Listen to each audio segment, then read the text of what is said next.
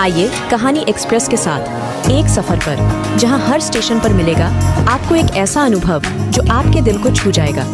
आपके लिए है यह सफर, आप तैयार हैं? तो चलिए, यह सफर शुरू होती है। थे।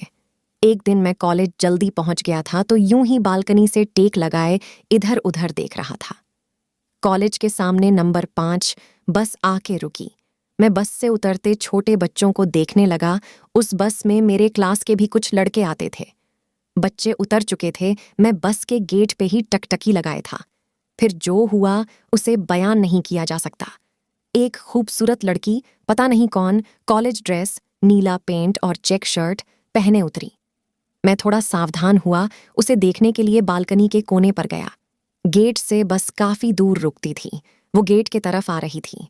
बदलियां छाई थीं, ठंडी हवाएं चल रही थीं। मैं भी हवाओं के साथ उड़ रहा था। पहली नजर में ही उसे देखने के बाद दिमाग फिल्मी कल्पनाएं करने लगा, जैसे फिल्म में हीरोइन आती और उसके हर कदम हवाओं के झरोके लाते हैं और हीरो आंखें बंद किए उसे महसूस करता है। लगभग ऐसी ही स्थिति थी मेरी। वो कॉलेज में प्रवेश कर चुकी थी। मैं जल्दी से नीचे भगा ये देखने के लिए कि आखिर वो किस क्लास में जाती है। मेरे नीचे पहुंचते ही वो ऑफिस में प्रवेश कर गई। कॉलेज टीचर्स की स्पीच के लिए सब इकट्ठे हुए थे। आज दिमाग कहीं और ही था। दोस्तों ने कहा था, जो लड़की दूर से अच्छी दिखती है वो होती नहीं है। मैंने सोचा, स्पीच के बाद उसे थोड़ा नजदीक से देखूंगा, लेकिन अभी ये निश्चित नहीं था कि वो किस क्लास में पढ़ती है। स्पीच खत्म होने के बाद हम क्लास में गए। चूंकि क्लास में 7 पंक्तियों में बेंच लगे थे, फिर भी मैं लास्ट में लड़कियों की लाइन आनी शुरू हुई और फिर मैं जैसे खुशी से पागल हो गया। आंखें फैल गईं जब मैंने उसे उस लाइन में देखा।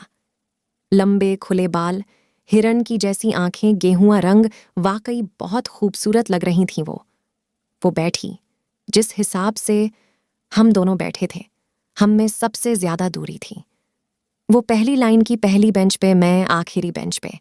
मैं उठा और उसे नजदीक से देखने के लिए बोतल लिए आगे गया। उसे सर झुकाए बैग में हाथ डाले कुछ निकाल रही थी। वो वाकई बहुत ही खूबसूरत थी, बहुत खूबसूरत। उसे एक नजर देखकर बोतल भरने नीचे चला गया। क्लास से बाहर निकलते ही दांत पीसकर यस यस बोले जा रहा था।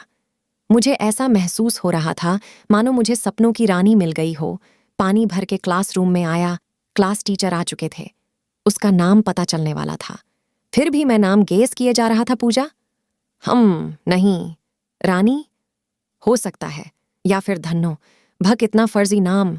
हाँ, इन्हीं कल्पनाओं में खोया था। तब तक अटेंडेंस चालू हो गया। Naira. Present sir. Oh, Naira, हाँ यही नाम था उसका। कितनी मीठी आवाज थी उसकी। दिमाग में नायरा नाम को लेकर तोड़ने फोड़ने लगा। नायरा, छू, मन, ऐसा ही कुछ। आज दिमाग पता नहीं क्यों बचकानी हरकतें कर रहा था। हालांकि क्लास में बहुत से स्मार्ट लड़के थे और मैं तो थोड़ा भी नहीं। ये भी पता था आधा क्लास उसी के पीछे पड़ने वाला है। फिर भी मैं आत्मविश्वास से भरपूर था। दिमाग में बोले जा रहा था, तुम मेरी हो। धीरे धीरे दिन बीतते गए। क्लासरूम में उसकी हर एक हरकत पे मेरी नजर होती थी, और हर एक लड़के पर भी कि कौन उसे देख रहा है। अब तक उसका नेचर जान चुका था। बिल्कुल शालीन, रंगीन दुनिया से बिल्कुल हटके, सकारात्मक विचारों वाली, न मोबाइल का शौक न इंटरनेट। मेरा दिमाग खोया खोया सा रहने लगा था।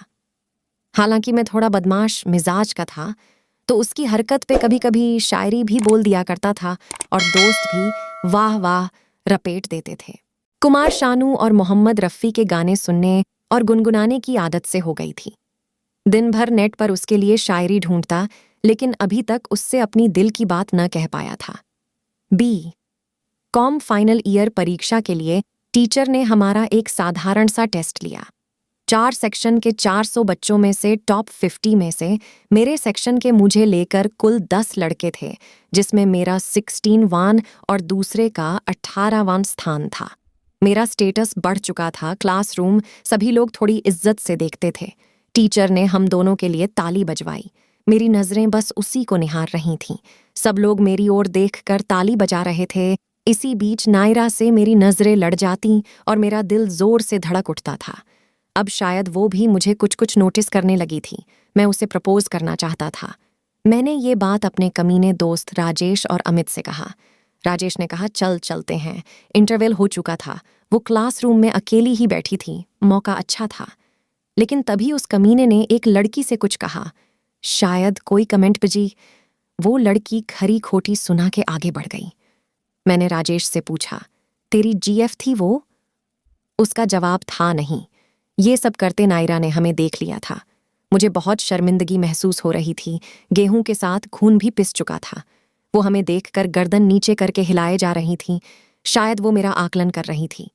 मैं खुद की नजरों से गिर चुका था।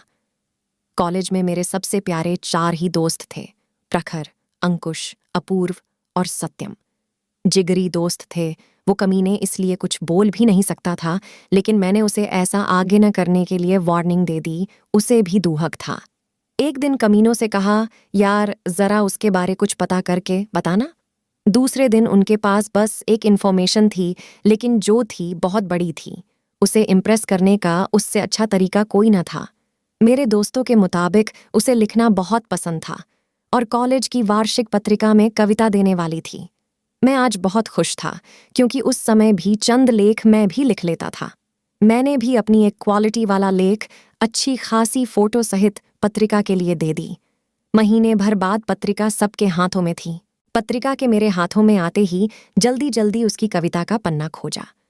ऊपर उसकी हल्की धुंधली सी तस्वीर, नीचे नाम Naira class B, com section CL. बारिश के मौसम पर उसकी कविता थी। थोड़ी बच्चों वाली टाइप की थी, पर मैं बार बार उसकी कविता को पढ़ता। हर बार क्लास में अच्छे लेखों और कविताओं की तारीफ हो रही थी। मैंने भी थोड़ा अच्छा लिखा था, तो मेरी भी। नायरा वहीं किताब खोले बैठी थी। मैं उसकी तरफ देख रहा था। तभी उसने मेरी तरफ देखा। मुझे समझते देर न लगी कि वो अभी मेरा ही लेख पढ़ रही है। मैं भी उसी की रचना खोले बैठा था। वो कुछ सेकंड तक मुझे देखती रही और मैं भी उसे। वो मुस्कुराई, मैं भी मुस्कुराया। आज दिल बाग बाग हो गया था। फिर इंटरवल हुआ। क्लास में मैं और कमीने दोस्त और कुछ लड़कियां थीं। आगे बेंच पर बैठे पत्रिका पढ़ रहे थे और जिसने रचनाएं दी थीं उसे पहचाना जा रहा था।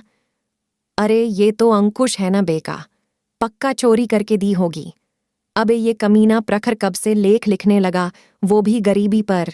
अमीर बाप की बिगड़ी औलाद। सबको निशाने पे लिए जा रहे थे, तभी नायरा क्लास में आई। हम चुप हो गए। बेंच पे बैठते ही कहा, अच्छा लिखते हो अक्षय, बहुत अच्छा। मैंने उसे थैंक्स बोला। मेरे दिल के तार बजने लगे। दिल ने कहा, बेटा लपेट ले और बात कर ले। तभी एक लड़की ने बोल दिया, ये अक्षय शायरी भी बहुत अच्छी करता है। नायरा ने कहा, ऐसा क्या? लड़की, अरे पता नहीं क्या तुमको तुम्हारे ऊपर सबसे ज्यादा करता है। ये सुन के नायरा चुप हो गई। मेरा मुंह शर्म से लाल हो गया। शायद नायरा को कुछ कुछ समझ में आने लगा था। वो अभी भी चुप थी। मैंने परिस्थिति को संभालते हुए कहा, अरे नायरा, वो बहुत फर्जी है, ऐसे ही बोलती है, उसकी बातों पर ध्यान मत देना। वैसे तुम्हारी कविता भी लाजवाब थी। उसने मुझे धन्यवाद देते हुए कहा, तुम्हारा लेख ज्यादा अच्छा था। मैंने कहा, अच्छा, सही में? मुझे तो नहीं लगता। उसने भी मेरी बात दोहरा दी, अच्छा, मुझे भी नहीं लगता। हम दोनों कुछ देर तक चुप रहे, फिर एक साथ खिलखिला के हंसने लगे। यात्रीगण कृपया ध्यान दें, अगर आप अभी तक वीडियो देख रहे हैं तो इसका मतलब है कि आपको कहानी पसंद आ रही है, तो वीडियो को लाइक कर चुके होंगे। अगर नहीं किया है तो अभी कर दीजिए, क्योंकि हमें वीडियो में लाइक देखकर बहुत खुशी होती है। आशा करता हूं कि आपने कर दिया होगा। चलिए फिर कहानी में आगे बढ़ते हैं। मेरी हंसी तो वैसे हो सियार जैसी थी, लेकिन उसकी हंसी तो इतनी सुरीली और दिल में घंटी बजाने वाली थी कि बिन बादल बरसात और बिन घटा मोर नाचने लगे। यूं ही हम लगभग 10 मिनट तक बात करते रहे। जब कॉलेज की छुट्टी हुई तो बस के पास बाइक निकालकर खड़ा था उसे देखने के लिए। वो आई, बस में बैठी और चली गई। आज मेरा दिल उछल उछल के धड़क रहा था। तेज धूप भी बर्फीली ठंड का एहसास दिला रही थी। आज पता नहीं कौन सी आंतरिक शक्ति बाइक चला रही थी। क्या चढ़ाव, क्या ढलान, कुछ नहीं सूझ रहा था। कुमार शानू का वो गीत, पहली बार मोहब्बत की है, कुछ न समझ में आए मैं क्या करूं को मेरी अंतरात्मा बिल्कुल स्पष्ट सुन रही थी। उसी का चेहरा आंखों में समाया हुआ था। रास्ते में कौन आ रहा है, कौन जा रहा है, कोई सुध नहीं। घर पहुंचा, हाथ मुंह धो के खाना खाया। लव सॉन्ग्स की एक लंबी चौड़ी प्ले लिस्ट बना के सुनता रहा। उससे कॉलेज में अब रोज बात होती। उसे कभी कभी अपनी लेख सुनाता तो कभी वो अपनी कविता। एग्जाम को 1 महीने बाकी रह गए थे। कॉलेज बंद होने वाला था।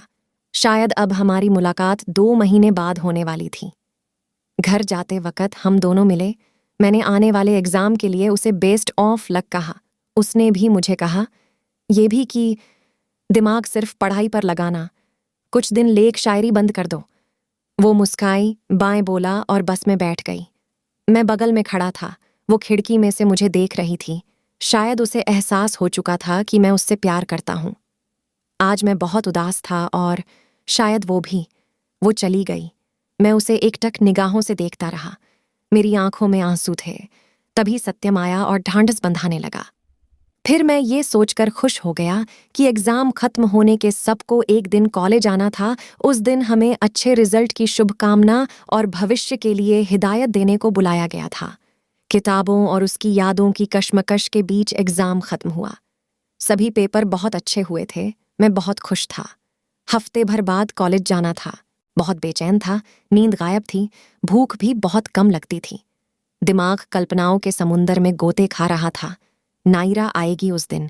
क्या वो ड्रेस में होगी या किसी और लिबास में? आखिर वो दिन आ ही गया। रात को जैसे तैसे 2 बजे सोया था और सुबह 4 बजे ही उठ गया। 7 बजे का टाइम था। जल्दी से नहा धो के हल्का फुल्का नाश्ता चाय किया। आज जीन्स और चेक शर्ट में स्कूल जाने वाला था। कायदे से डीओ लगा के आज अपनी बाइक स्प्लेंडर प्लस उठाई, अच्छे से साफ की और 6 बजे ही घर से निकल गया। चूंकि आज सारे दोस्तों से विदा होने वाला था तो वैसे भी मन भावुक था। 10 मिनट में स्कूल पहुंच गया। कमीने दोस्त वहीं खड़े थे। बाइक से उतरकर उनसे गले मिला। एग्जाम का हाल चाल लिया गया। प्रखर ने पेट में गुदगुदी करते हुए कहा, क्या बात है, बड़ा सज धज के आया है।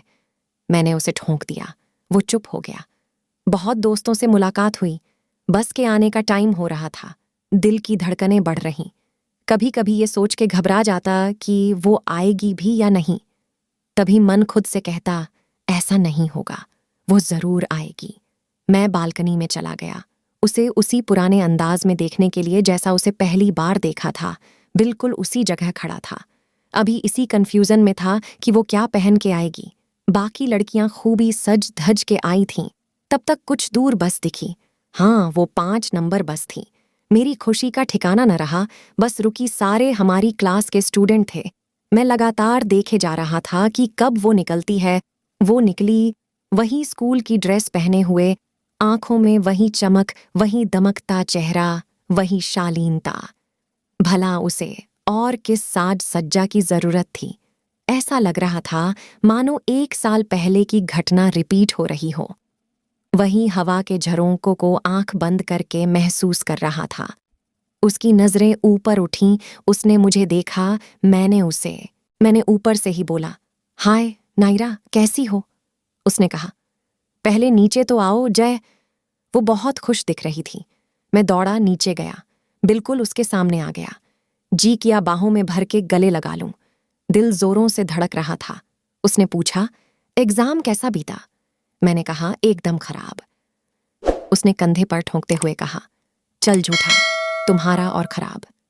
नायरा ने कहा, बड़े स्मार्ट लग रहे हो। मैंने भी कह दिया, तुम भी बहुत खूबसूरत लग रही हो, हमेशा की तरह। और हम एक साथ हंस पड़े।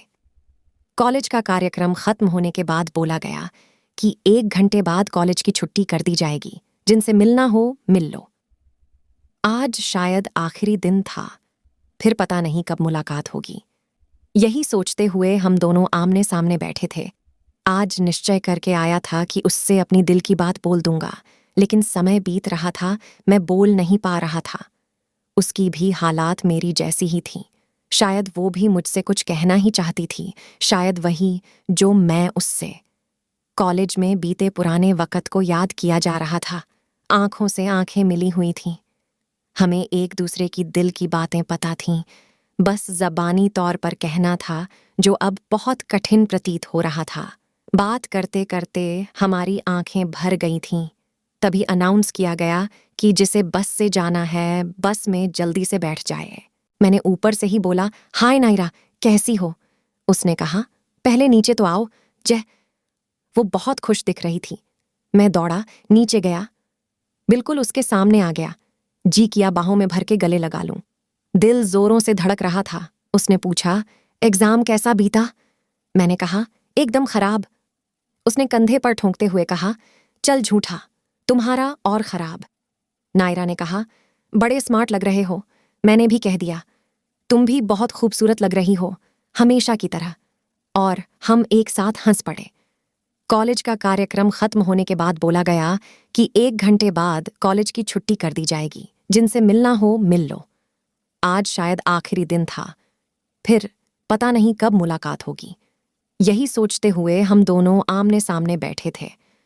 आज निश्चय करके आया था कि उससे अपनी दिल की बात बोल दूंगा, लेकिन समय बीत रहा था, मैं बोल नहीं पा रहा था। उसकी भी हालात मेरी जैसी ही थी।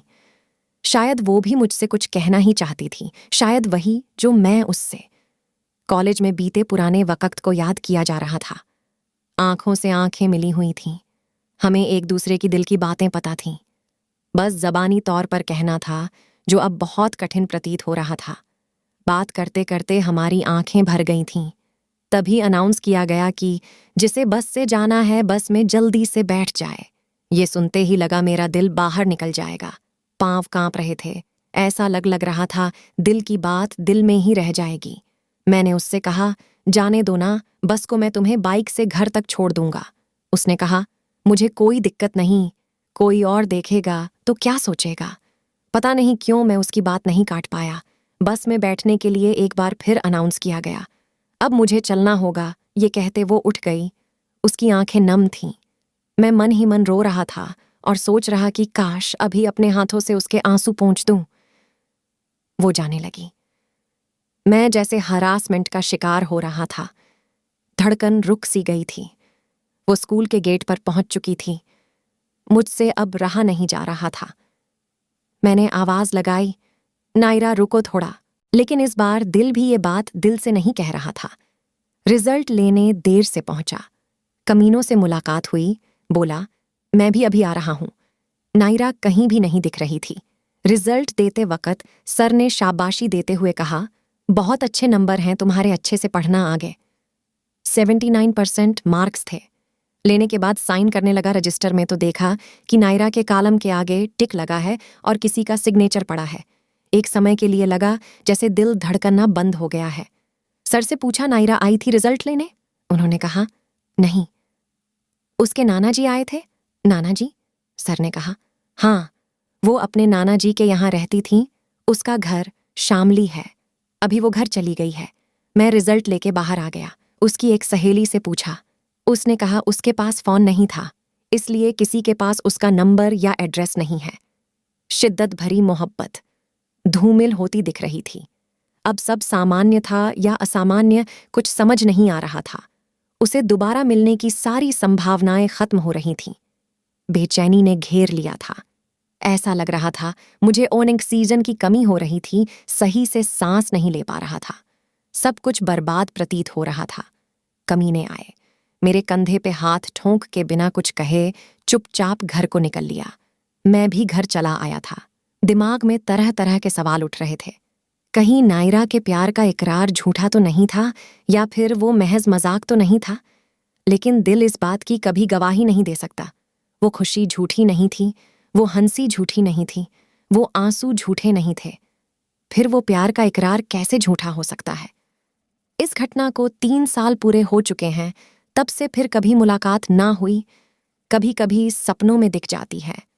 आज भी कभी फेसबुक पे नायरा नाम से रिक्वेस्ट आ जाती है तो दिल झन्ना उठता है। पागलों की तरह उसकी प्रोफाइल चेक करने लगता हूं। लेकिन ये मेरी नायरा नहीं है, शायद किसी और की। आज भी अपने कॉलेज में नए सत्र प्रारंभ होते हैं। शून्य संभावनाएं लिए एक बार अवश्य जाता हूं, सिर्फ और सिर्फ यादों को जीवित रखने के लिए। उसी बालकनी में खड़ा हो, कुछ पल इधर उधर देखता हूं। उसकी निशानी के नाम पर वही पत्रिका में छपी उसकी एक धुंधली तस्वीर और कविता है। पूरी वीडियो देखने के लिए आपका बहुत बहुत धन्यवाद।